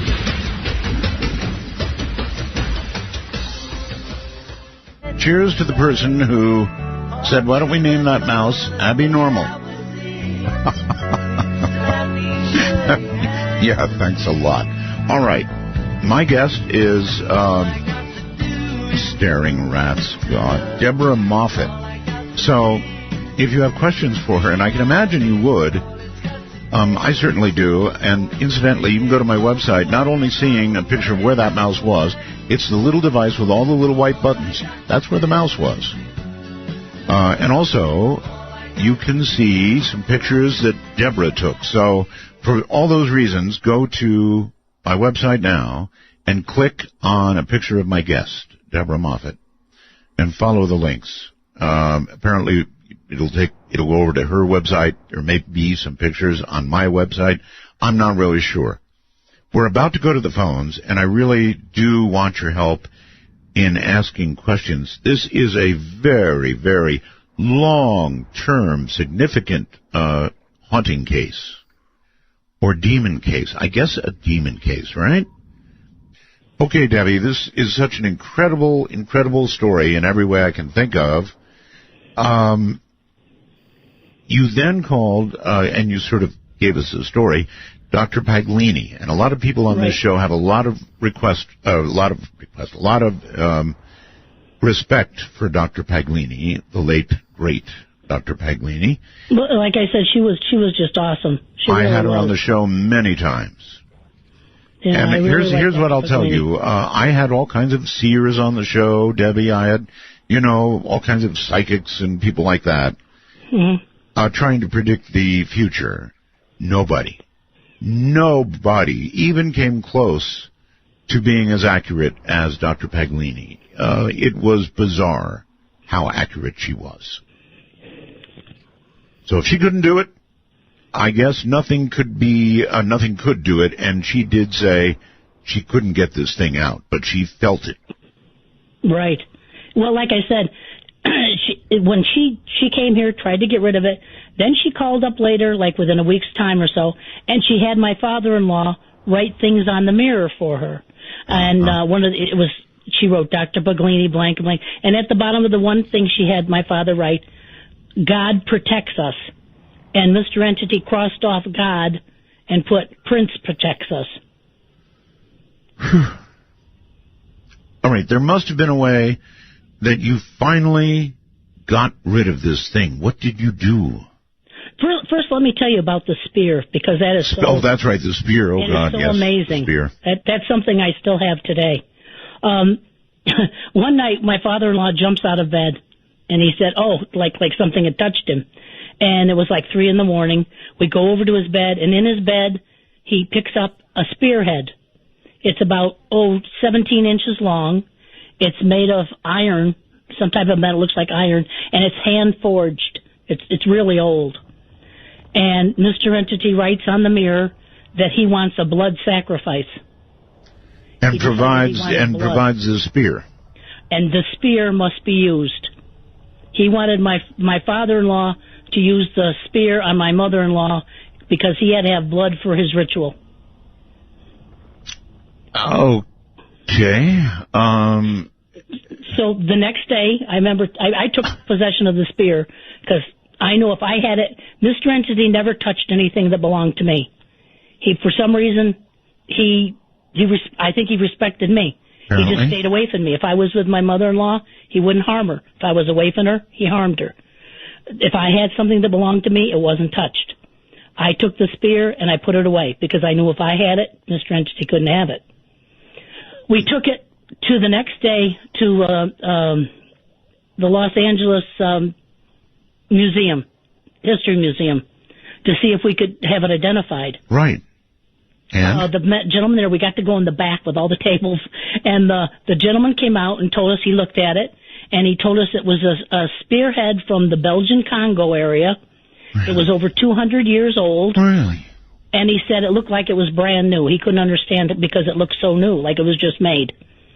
And he said it wasn't for hunting, and it wasn't for warfare because of the way it was sharpened, he could tell. He said this was a type of spearhead that's used for, the shamans use for magical rituals. So, I remember when I came home and I asked Mr. Entity, where did you get this? He said, I got it from the Congo. But he told us it was a very special implement and that it had to be used for the blood ritual. This was a very conversational demon. It talked all the time. Matter of fact, I told it, no, you're not. I actually said, no, you're not getting a blood ritual. I'm not going to let it happen. And it got so upset, it blew out all the windows in the top floor. Who did all the repairs? My father-in-law and myself. I mean, we had big tubs of plaster because he used to gouge in the wall. If you look at some of the pictures, you can see he used to just take something and gouge in the walls. That's why I was actually happy when he started writing on the mirror, because when he started writing on the mirror, he stopped gouging everything in the walls. I remember one of the researchers said to us, well, why are you letting him write on the mirror? Just take the soap away. Don't let him write on the mirror. And then I tried to explain to him, well, if we take the soap away, he destroys the house. It's best that he puts it on the mirror. We can wipe it off. Right. Okay. And also, if I communicated with him, he didn't, like I said, he wasn't after my mother-in-law, and he wasn't after the house every minute. It was like he used his energy to communicate, and he liked to communicate. I can see now, For example, the front of your book, Unwelcomed, has what looks like a bloody... Is that a spear? That's the spear. That's the spear. Looks like blood on it. Oh, my God, look at this. I can see a bed. Oh, my God, a bed standing on end. How does that happen? He would take... Now, this is strange. The room is a small room. It's a four-poster bed. Sometimes we'd come in and the bed would be upside down, and you had to take the bed apart to get it put it back up because the bed's too big to turn over in the room. Yeah. So it would be upside down. Upside down's bad enough, but this is like would have to be balanced to be in this position. Yeah, it was. So, like I said, a few things happened in front of you. Oh, but you most did of everything get pictures. happened behind your back. Yeah. One of the most, I think, amazing things, even more amazing than the spear and the ports and everything else, is two pictures I took in the bathroom. Now, you have to understand, their bathroom mirrors were bolted onto the wall. Right. They were never taken from the wall until I redecorated in 2013. Right. I would go in, take pictures, and then, we'd look at the pictures. So I was going through the pictures, looking for pictures to put in the book. And I see one picture, and then I see another picture that was taken, they have dates on them, that was taken right afterwards. Yeah, I see the dates. And you look at the picture, and the reflection is not the bathroom. Do you understand what I mean? Yes. Like if you look in the mirror, you see the reflections behind you in the bathroom. That's the wrong thing. Yes, it's the wrong thing. It's the kitchen. I can see the kitchen. I don't know how you could have put up with this. I really don't. We had no choice. Yeah, I'm getting that. What could we do? We couldn't run away from it. We couldn't get rid of it. No one could help us. We just had to survive. Right. There came a time, I guess, when you finally got rid of this thing? Yeah, it left of its own free will. Why? I mean, it had an absolute goal, right? Right. Here's what happened. Dr. Baglini, like I told you, she told us how powerful this was. Yes. But she said to me, listen, the reason I can't get rid of this is because somebody in the house is giving it permission to stay. And if someone gives it permission to stay in the house, no one can get rid of it. She said, I'm not telling you I can get rid of it even if that person leaves. She said, but we have a better chance. So she said, I said, well, who is it? She said, we'll find out tonight. She said, I'm going to do something. She said, tomorrow you call me and you let me know what happens tomorrow night. Yes.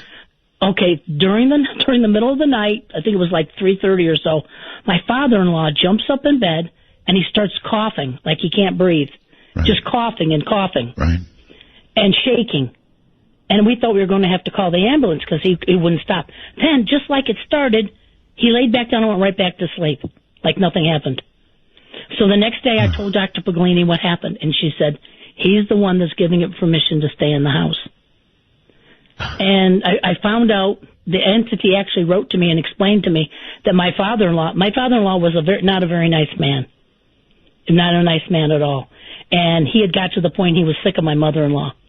And so he was actually encouraging the entity to kill my mother-in-law.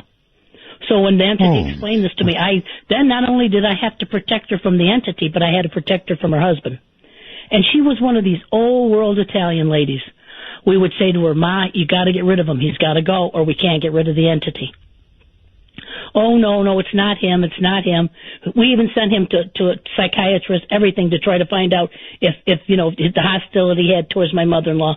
Nothing helped. Finally, she made him move out. When he moved out, the entity didn't leave. The entity still stayed. But he became more he liked to talk even more when my father-in-law was gone. Once my father-in-law was gone, and I knew nothing was keeping him in the house, and Gary was still living with us at the time, I remember telling Mr. Entity, you have to go now, Mr. Entity. No one's keeping you here, and you're not going to stay here. Gary, who was a researcher, who was kind of down on his luck, he decided because the entity was so powerful that if he welcomed him into his life, maybe his life would be better. So Gary told me, he said, I'm going to go in and I'm going to tell Mr. Entity he can come with me. I'm leaving. I'm going to England. He can come with me. Mm-hmm. So I remember I went in and I told Mr. Entity, all right, Mr. Entity, it's time for you to leave now. You have to go. Gary said, you can go with him. And the entity wrote on the mirror, I don't want to leave. And then he wrote, I will not work with an inferior being. I will destroy him. Okay. I'm going to go to some calls. This story did a pretty good job on me tonight. Hi there. I think Orleans, Ontario, maybe? That's right. This is Kimmy J, and I want to send a shout-out to all my DM Talk peeps, especially to Michael and Rob. Hi, Art. Hi, Debbie. Hi. I have a question concerning EVPs, and I'd like to know if Debbie caught any and if she has any up on her website. Do you know what? Back then, no one even brought up the subject of EVPs to us. We were novices in this. We were just fighting to stay alive. I didn't, if someone would have suggested it, I would have tried it, but no one even suggested it. Yeah, and you didn't really need to hear voices. You had it all written out for you. Right. He would write it. Okay, perfect. Thanks a lot. You're very welcome. Listen, folks, be sure you take a look at these photographs. The ones that are on my website, just down below Deborah's picture, you'll see her books, and then you'll see this bed standing on end. When I mean on end, 2 legs. The other 2 legs clean up in the air. This was serious stuff. You'll see a picture of this spear. I guess that's what it is, a spear. How big was that? It's about 17 inches. Okay.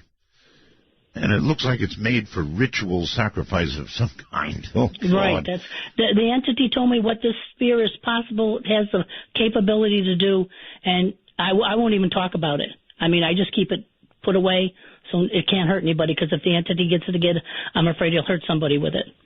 Are you afraid it's going to come back? No. Good. Robert, you're on the air with Debbie. Your story. I'm very moved by it, too, but, Robert, I had to cut that out. I don't want you to give your last name on the air. Oh, I'm sorry. I had no idea. My bad. So, Robert... can I start again? Yes.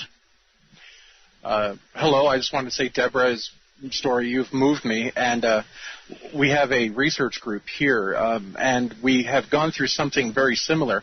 We have found that it's the interaction between when the spirits or demons talk to you, and someone does need to give permission, but also anyone sensitive who can hear them. It's the interaction that seems to give them energy. And the more you talk to them, the more they can affect you. There's so many people I found going through this now. I just wanted to let people know that. And the mouse thing, that when I was first in a house, when I first started being able to hear, I didn't believe what I was hearing. And it's like they wanted to prove it, and a mouse, a rat, walked up and stared at me exactly when Art started saying what had happened to him. Chills just tore through my spine. This is like the 5th time I've heard this. The fact that it happened live to Art is just flabbergasting. And so that is... I'm very happy to hear that after that man left, after he was put out of the house, that the entity finally did leave. That at least I can tell some of the people here who are still suffering from that there is hope. They just have to. I wish I knew how your person that helped you made him cough, so you could identify who in fact was giving permission. I would love to know how to do that. Is it a prayer? Is it a ritual? Or if you could elaborate on that, I would love it so much. Thank you. When Gary told him he could go with him, Mr. Entity said, no, I'm not going. I want to stay here. And all I did was say, no, you're not staying here. You have to leave now. It's time for you to go. And he said, I won't work with an inferior being. And this is so strange because for a demon, when he talked, he said, then he wrote, why? I said, well, why won't you go with Gary? He said he has no integrity, he has no word, and he gave like a list of things, and I thought, what a strange thing for a demon to demand from a person to leave with when he's a demon. Yet he expected the person that he left with to have like integrity. That was so strange. Yeah, this whole night is strange. Let's go on to our next caller. You're on the air with Deborah. Hi. Hey, how y'all doing? I just wanted to say that I find the subject of apports to be extremely interesting. That's the most interesting thing I've heard tonight. I just wanted to clarify with you, Debbie, there was no apparitions that have appeared during this situation? My mother-in-law saw something twice. She saw blackness come after. It actually chased her down the hall. And she saw like a blackness. No, nothing with the eyes, no form, just black. It went after her twice when she was alone. A shadow figure of some kind? Actually, she said it wasn't even a figure. It was just blackness, like a black cloud. The only thing I said that I saw that resembled when it showed itself with the insulation. Have you ever heard of the documentary, The Afterlife Investigations? Either of you? There's a lot of afterlife. No. Yeah, it's a study by Skoll. That's what the name of the. It was a British study of these sort of things. It's very interesting that I think both of you should check out. It's called The Afterlife Investigations, and one of the best documentaries I've ever seen dealing with apports and all kinds of different things. All right, well, I'll check it out to be sure. Do you remain interested in this sort of thing, Deborah, or do you want to put it behind you? You know what? I still have an interest in it. I don't want to get involved in it because I just, I've been there, done it. I just don't want it. But it's still very interesting. Why it's interesting to me is because I have so many unanswered questions. How things happened, why they happened, who this was. I would love someone to say, to research it and say, this is what really happened. This is what it was. This is why it could do this. That I would love because I have no answers. I get it. Okay, let's go to Twin Cities for Deborah. Hi. Hi, Art. This is Rocky. I had a couple questions. One of them was answered. I was going to ask if she tried removing the soap, but I guess she answered that. So I was wondering if the entity could kill animals, why she thinks that it couldn't actually harm any of the humans. Because I believe that a human is a higher soul, and I don't think the demon could kill it. I think I think even demons have rules. That's my own belief. I don't know if it's true or not. Demons have rules? Yeah. I think there's everything has certain rules. And I really don't believe a demon can actually kill someone. I think they drive them to suicide, or they scare them to death, or they influence somebody else to hurt them. Actually, that may be a pretty good point, because rarely do you ever hear, but a dog torn in half, literally. I mean, my God. It was horrible, absolutely horrible. Anything else, caller? Seeing the image of the spear, it sort of reminded me of images of ancient relics about the spear of destiny, the spear that was used to pierce the side of Jesus. It does look very ancient to me. Yeah, there are different relics throughout history, and that had claimed to be it. The one that I've seen images of, it was just the point of the spear, very similar to what she took a picture of. Did you see the picture of the bed up above? Yeah. Yikes. This is the serious stuff that you see in horror movies. Really, it is. Okay, well, thank you, caller. You've written books. Do you think, Debbie, anybody biting on a movie? You know what? I never even pursued that. My first goal was just being able to tell people what happened after so many years of hiding it. I just felt so good. Just tell people, look, this really happened. I mean, that was my first goal, just to get it out there, to let people know what happened, to be able to just tell people about it. Yeah, I get it. That helps to be able to talk to people. There's no question about it. It really did help. All right. Let's go to Chase, I believe it is, on Skype. Hello. Hello, how are you guys? We're fine. Good, thank you. Great. Deborah, I wanted to ask you if you ever did any research on Prince, actually. I vaguely remember something about Solomon in the Old Testament working with some form of demon called Prince, or any kind of research on the triangle with the tail. You know, we had Todd Hendrickson, who's a researcher right now, looking into it, and he hasn't found anything that matches it completely yet. He's still looking. He's still researching. But no one can come up with it. But you'll see, if you see some of the pictures in the book, I mean, he put the symbol everywhere. So it was his mark. Wow, it's very interesting. That's the only question I had, and Art, times like this, it really makes me miss probably Malachi Martin hearing this kind of story. All right, thank you very much for the call, and take care. This is just an odd night all the way around. Hello there, you're on the air with Deborah. Hello. Hello. Hi. I just wanted to say that in your picture where you're supposed to have the mouse or whatever, right behind that machine that says Denon, it looks like the little mouse is looking at you from underneath the white wire. No. Okay, so if you see the Denon machine, right? And then there's another machine on top of it with a whole bunch of white buttons, right? Yeah. That's where it was standing. And if you look right behind, there's like a little white square on there, like to the left. Yeah, it's an LCD. Right behind that. The little white square is an LCD display, and he had his feet on that. He was just sitting there. She was just sitting there staring at me, kind of like Debbie said the rats were staring. If you look right behind that, underneath the twisted black and white wire, it looks like there's something furry. Well, so I think it's the mouse. I don't think so. Trust me, okay. I've been doing nothing but looking. It's not there now. But thank you for the call. Okay. Thank you. Take care. That sounded like a youngster, proving my point that we get them all the time. Chaz, hello. You're on the air with Deborah. Hey, Art. This is Chaz calling from Vegas. Welcome. Hi, Deborah. Good evening. I have a quick question for you. I know I've heard a lot of people who deal with this type of thing mention that the more you talk about it, the more type of power you give it, and you acknowledge it and, welcome it and that type of thing. And I know you had mentioned that you weren't really worried about it coming back. I mean, it could be a possibility. What would you do? How would you handle it if it did come back?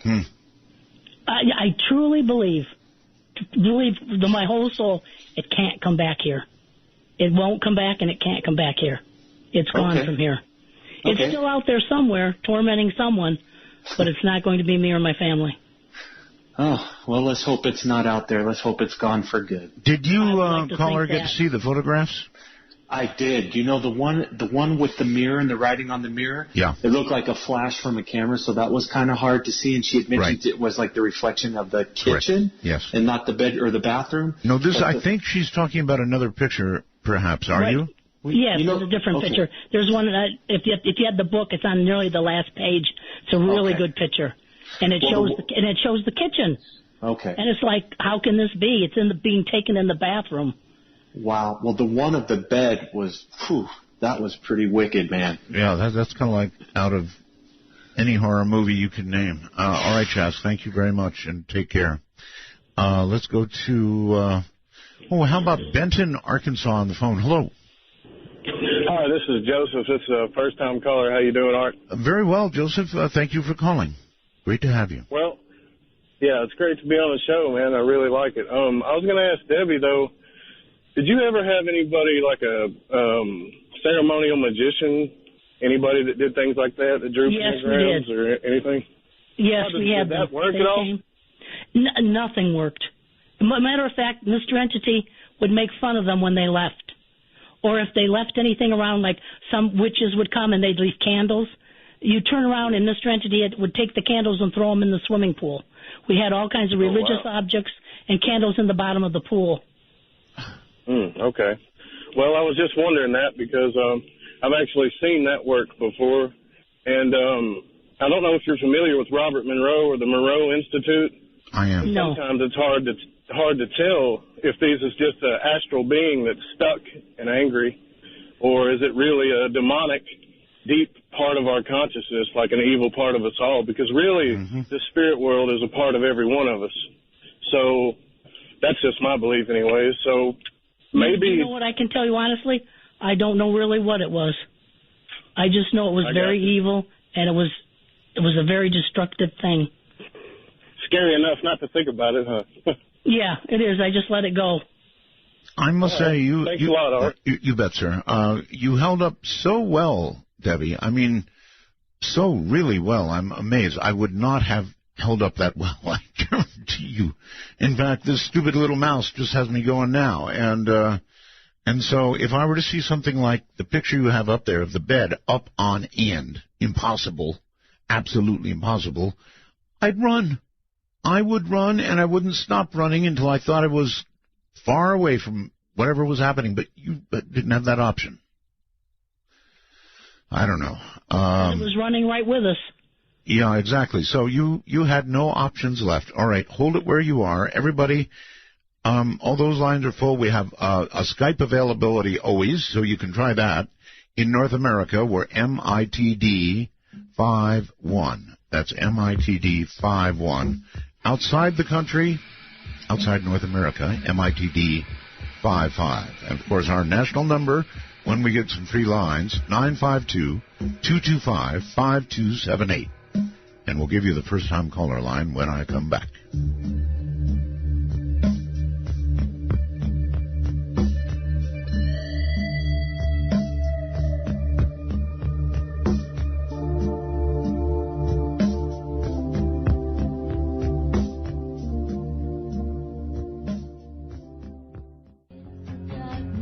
Midnight Matters are best handled by those that understand how to move in the darkness, like Art Bell. To call the show, please dial 1-952-CALL-ART. That's 1-952-225-5278. What a night. All right, that's our national number. Skype, of course, at MITD 51 or 55 outside the country.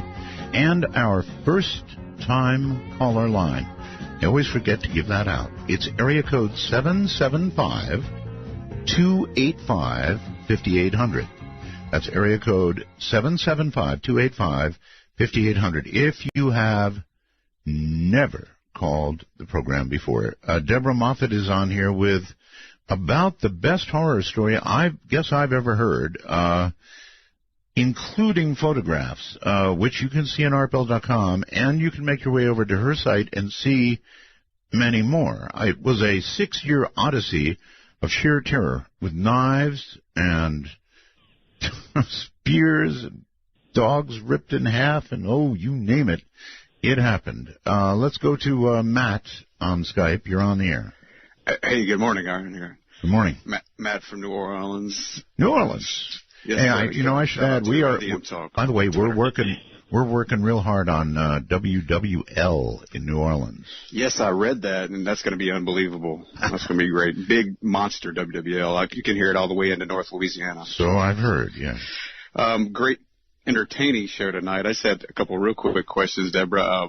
Did anyone ever see the Mr. Entity doing his writings on the mirror? No. Or was it never would write in front of you. You had to turn your back or leave the room for a minute and come back. And I may have missed this earlier, but was there ever any smell? I don't know why through the whole show it just smelled like Old like Spice I said or before, something. there were a lot of those things. We had the smelled like rotting food, rotting flesh, noises, poundings. I remember the night before the shamans came to the house, the whole night it pounded on the walls in the beat of like the war, boom, boom, boom, boom, boom, boom, boom. You know, and the entity, I knew the entities, the shamans were coming the next night, and it pounded like that the whole night before they came. So we had all that. All right. Thanks a lot, Art. You're welcome. You know, I can smell something odd now, too. I wasn't even going to mention that, but something smells a little different or weird in here. I think what it is I've been psychologically traumatized by Abby Normal and your story. Convinced that's what it is. All right, let's go to the phone, and I think Washington Silverdale. Hi. Hello. Hello. I wanted to say I truly believe everything you've said, but what I'd like to encourage you to do for future research people, because in the past we've had extraordinary stories and there's not enough research been able to be done, and somebody will pass away or family members pass away, and then we're kind of, the community of researchers are just kind of left with hearsay, because there was no proof. Boy, she sure had a lot of researchers there, ma'am. She sure did. Yes, she did. That's not what I'm getting at. And you know what? I still welcome anyone who'd like to research it. I'm open to telling them just what happened, showing them everything. Of course. I would like answers myself. What I'd like to encourage you to do for two reasons is that situation where the woman had died and or been killed and placed in a rug. Yes. You know, in that situation, while you still remember the dates and the woman's name and identification enough that you knew about her and the individual that she was living with, if you'd call the cold case detectives in that area and just give them a little information, and then that way there's been some kind of not that I don't believe that this entity could have done that, but you've helped with that situation, case that woman's family and that you've helped with that, but also in the future that gives validation that you've done everything you can to isolate that out of the realm of her being murdered by a person. Sure. And I think those kind of things, while that's still available, that could. Ma'am, understand. That murder could have been committed by a person. I mean, there was domestic abuse going on there, so. Very definitely. And so, not to say that individual that could have murdered her couldn't have been attacked by this entity and caused it, caused the person to do it too. So I truly believe everything you've said, but as much that would even validate your efforts to try to push this forward, because I do believe everything you've said, and I think you're right on the trail. But those kinds of researches tell, and you've done everything you can. You're a very brave woman, I'll tell you, and I don't think you have any alternatives, but you're incredible. So thank you so much. Thank you. Yes, 6 years. There's no way to get away from it. There's no way to run away from it. There's no way to stop it. And God knows she had everybody in there. A lot of people and I know tried and didn't have any luck with it. So let's go to, I don't know where it is, but on the phone, you're on the air. Hi, Art. Hi. Thanks for taking my call. I have a few quick questions for Deborah, and then I can take my answers off the air. Number one, did anyone at any time demand to know the identity of this entity? Yes. And did it ever identify itself? As Prince. Oh, okay. What part of California did this happen in? The Rancho Cucamonga area. Okay, thank you. I know it well. Also, other than the 5-foot head with the horn coming around the top of the head, did the entity ever show itself to anyone? It just showed itself as blackness to my mother-in-law, like black cloud. Twice it chased her. It was a cloud, not an actual type of form. No, she said it was more like a blackness. Okay, well, good luck. I hope it doesn't return to haunt you anymore, and I give you kudos for what you put up with for 6 years. You're a very strong woman, Deborah. You're welcome. Thank you. Yeah, apparently it doesn't respond well to a cross or a Bible or a religious artifact of any kind, right? It used to, what it did to all her statues, her religious statues, it would snap the heads off. And it would also... on the cross, and it would also break off the left arm. It had a certain thing it did. Snapped heads and broke off every left arm. God, this is a scary story. I just don't know how you made it through, but you had no choice again. So, still, you kept a very level head. I mean, as I hear you talk about it now, it seems like you did keep a very level head. Yeah, I did. And if you probably heard this story from my mother-in-law's or my husband's perspective, it'd probably be a lot scarier, because I was not really. I was frightened for my family, what it could do to them. Of course. That's what I was frightened for, but I wasn't frightened of it. It was almost like, it's okay. I know it's not going to hurt me. I have to be here to protect them. All right. Well, let's go to the phones. Down to San Antonio, Texas. Hello there. Well, hello. Hi. Thanks for taking my call. I've enjoyed your show for years. Thank you. You're welcome. I really mean it, too. I can't, for the first hour and a half or 2 hours, I've been listening to, you and Deborah talk. Right. And at first I am the eternal skeptic, and I'm going like, oh, really? Oh, come on. But now that I've heard her entire story, I'm actually kind of creeped out myself. It kind of scared me. I have a very good friend. I'm not going to put her name out on the air, but she has a daughter who seems to attract these things too. And I was never there to actually see these things, but I've known this woman for like 20 years, and I don't think she would really exaggerate about things like chairs moving in her kitchen and stuff. So even though it took me a while to kind of really get into what Deborah was saying, I like a lot of the callers, I'm actually amazed that Debbie, you were able to actually put up with this for so long. Except there was no choice. And I keep saying the same thing, but there was no choice because this thing followed her. It wasn't in the house. It was after after mother-in-law. So there was no choice. It followed them no matter where they would go. Even if they went out for the night, it followed them. So imagine the horror of that. For 6 years, I can't even imagine. This is a freaky story, and I don't get scared easily. Tonight, I don't know why, Debbie, but this scared me. Yeah, you know what? Mr. Entity was a very, very evil entity. He was evil. Yeah, well, it wanted to kill. So you actually really do believe in, like, there's evil out there? I mean... I lived with it. I know it exists. Wow. Okay. There are bad humans and there are bad whatevers, but evil... I mean, think about it. Caller, think about it for a second. If it was you, and this thing began to attack and communicate with you, and it wouldn't matter who you called in, priests, people who were really good, like Evelyn Paglini, the Warrens, with this type of thing, they could do nothing. There was nobody who could do anything, and you were night and day. This thing was with you, and there was no way to get rid of it. Now, that's frightening.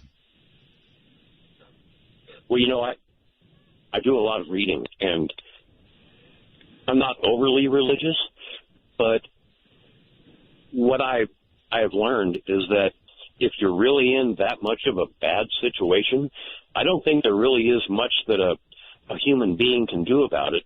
And that's when you have to call upon whoever you believe in, God, Jesus, whoever, and you've got to ask them to come in and help you. And they did that. Sir, they had a priest in there. Yeah, I know. Obviously the wrong one. Yeah. My mother-in-law prayed continually. I think her strong belief in God is what got her through this. Huh. Because she believed that eventually God would win. So goodness would win. So I think that's what actually kept her sanity through this, was her strong belief in God. I have a quick question, Deborah. Why not call another priest? I mean, if the first priest... We tried other priests. And? We went to other priests, and they would say, we have to get permission from the bishop to do this. It was a time when it was almost like the Catholic Church was trying to poo-poo things like this going on. There was that period, actually, with the church. No. Yeah, it was like they didn't want to address the situation. So that's what happened. I mean, we tried other priests. Okay. Anything else, caller? Well, there is one thing. You were talking to the young one about the picture on the of the denim. Yes. And I've been looking at it, and if you look at the LCD, and just above the LCD and below the white and black wires, yes, it does look like there's a mouse hiding there. It's not. It's not though. It's Was it like a rag or something? Or? That's just a what's called a ferrite. It's a ferrite on a cable. No, like where the twist is, or it's right below the black and white wires. It's actually sitting on a ferrite, which is a kind of a round thing. So trust me, it's not a mouse. Okay. But I can sure understand where the youngling came through. Yes. Okay, well, thank you very much, Art. I appreciate your time. You're very welcome. Let's go to the phone and say hello. You're on the air. Hey, Art, this is Josh from Dallas. Hey, Josh. At first when I heard this, I sort of ran everything through my head, and I think the thing that really got me, I just went on your site, and I looked at the book and the symbol that is on the book. Now, was that the symbol that Deborah had been shown by this entity? Yes, it's a triangle with a tail, and he put that all over. He even carved it into our car. Have you ever heard of an iblis? No. That is the symbol of the iblis jinn. What is that? It is spoke about in the hadith. I saw that exact symbol whenever I was in Afghanistan in 2010. Can you spell that for me? Really? Can you spell that, please? IBLIS. Okay. It is the third type of jinn. That is why you saw smoke. That is why you had certain smells. Now, does it like water? Because this one had a lot of control over water. Yes, they are, I guess is the term people would know it as. They are elementals. You had the iblis, the third kind, are rooted to one area but are capable of moving about. The other type, the second type, either takes the form of a dog or a snake. And because I was doing some quick research looking into that spear coming from the Congo, 200 years ago in the Congo, King Leopold II had taken over that area and was cutting off hands of people who were not weren't working fast enough. That place holds like $50, $60 trillion worth of minerals. And we're even here recently, the elected president in the Congo had been executed in the United States, and Belgium had been accused of causing their president of being ousted. All right, very quickly, in Islam, Iblis is a jinn who refused to bow for Adam. Does that sound familiar? Yes, that is what this is. Okay. All right. Well, thank you very, very much for the call. That's fascinating. And I guess you're going to have to look it up, Deborah, and see if you can find the symbol. Yeah, I will, because no one's ever been able to find that symbol. Okay. Well, I'll be looking, too. One last caller, if we have the time. Hi. Hi. My name is Sean. I'm in Austin, Texas. Hey, Sean. Okay, so oddly enough, the guy that was just on the phone, yes, I'm very familiar with what he was talking about, and he kind of took the words out of my mouth. This was definitely a jinn that was interacting with her. Like he said, they come in the form of an animal, and I don't really have much else to say because the previous caller just kind of answered everything. But yeah, this was definitely a jinn that was messing with her. That's pretty amazing. All right, well, thank you so very, very much for the information. We'll research that. We'll look for the symbol. And, Deborah, we're out of time. We just did a whole show. Holy mackerel. Where did the time go? But I think we pretty much got the story out. And I just want to tell you, thank you for unraveling that story here, Deborah. Thank you so much, Art. It's been a pleasure talking to you. Have a good night, and again, thank you. Thank you. Good night. Good night. What a night in so many ways. What a night. I wish I could have snapped that picture for you, folks. I'm not going to be over this for a while, actually. Just a mouse. Abby normal, but just a mouse. From the high desert to all those time zones out there. Good night.